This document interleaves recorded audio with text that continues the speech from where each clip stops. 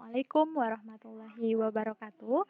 Pada mata kuliah pengembangan program pembelajaran matematika dengan dosen pengampu Ibu Sri Winarni SPD MPD, di sini kami dari kelompok 5 akan mempresentasikan hasil diskusi kelompok kami mengenai model pembelajaran kooperatif dengan anggota kelompoknya Putri Lianita, Nazira Fatma, dan Ayu Natasya. Nah, yang pertama yaitu definisi dari pembelajaran kooperatif.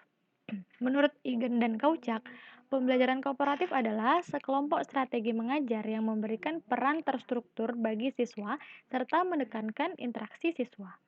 Menurut Scott, pembelajaran kooperatif adalah suatu proses penciptaan lingkungan pembelajaran kelas yang memungkinkan siswa bekerja sama dalam kelompok-kelompok kecil yang heterogen. Menurut Sagala, pembelajaran kooperatif adalah suatu model pembelajaran di mana siswa belajar dan bekerja dalam kelompok-kelompok kecil secara kolaboratif yang anggotanya 5 orang dengan struktur kelompok heterogen. Menurut Darsono, pembelajaran kooperatif merupakan suatu cara pendekatan atau strategi yang khusus dirancang untuk memberi dorongan kepada siswa agar bekerja sama selama proses pembelajaran.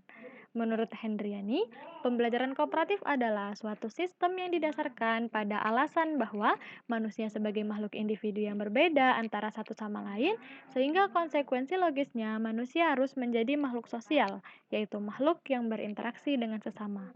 Maka dapat kita simpulkan bahwa model pembelajaran kooperatif adalah suatu model pembelajaran di mana siswa belajar dan bekerja dalam kelompok-kelompok kecil secara kolaboratif dengan struktur kelompok yang heterogen.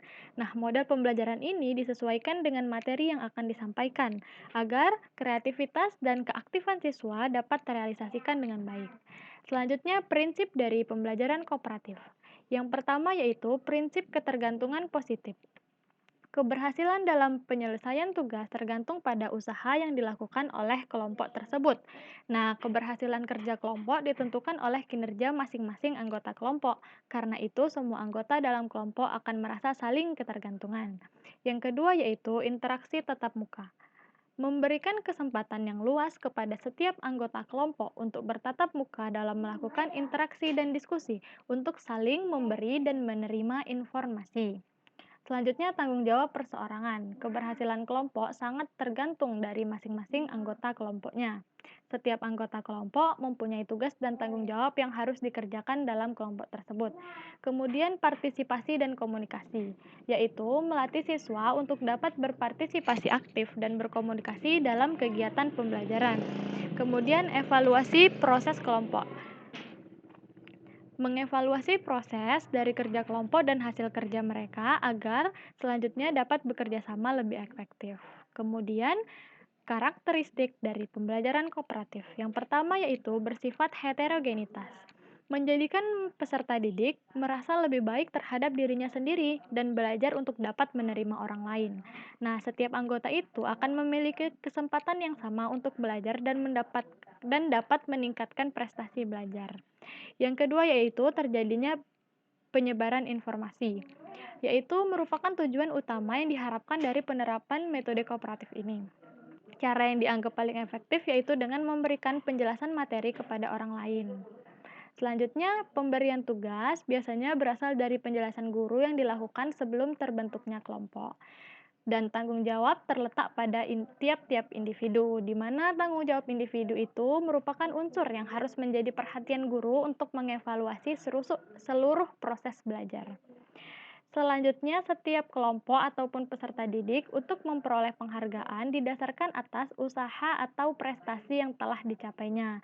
Nah, di sini guru harus dapat menciptakan kompetisi yang sehat antar kelompok, sehingga akan lebih memacu dan meningkatkan motivasi setiap peserta didik dalam belajar. Selanjutnya, sintaks model pembelajaran kooperatif. Nah, yang pertama yaitu menyampaikan tujuan dan memotivasi siswa. Di sini guru harus menyampaikan terlebih dahulu tujuan dari pembelajaran dan mengkomunikasikan kompetensi dasar yang akan dicapai serta memotivasi peserta didik. Nah, pada langkah kedua yaitu menyajikan informasi. Langkah ketiga yaitu mengorganisasikan siswa ke dalam kelompok-kelompok belajar. Nah, guru akan menginformasikan bagaimana sistem pengelompokan belajarnya. Kemudian langkah 4, membimbing kelompok belajar. Guru memotivasi serta memfasilitasi kerja siswa untuk materi pembelajaran dalam kelompok-kelompok belajar. Selanjutnya, langkah kelima yaitu mengevaluasi. Di sini guru mengevaluasi hasil dari belajar tentang materi yang telah dibahas. Kemudian, langkah 6 yaitu memberikan penghargaan. Di sini guru akan memberikan penghargaan dari hasil belajar tiap individu maupun kelompok.